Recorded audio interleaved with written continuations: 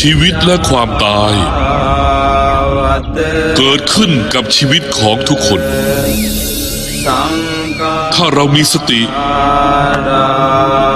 และไตร่ตรองถึงเรื่องนี้ทุกวันเราสามารถเป็นอิสระจากกิเลสได้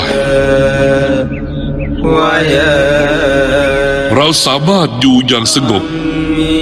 มีความสุขและมีความพึงพอใจได้เสมอนี่คือความหมายของทุกศาสนา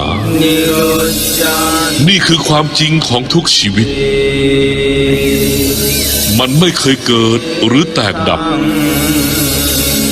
ไม่มีการสร้างหรือการทำลายไม่มีอะไรสั้นลงไม่มีอะไรยาวขึ้นจะมีก็แต่ความสงบทุกหนแห่งทุกหนแห่งทุกหนแห่งสังการะอุปา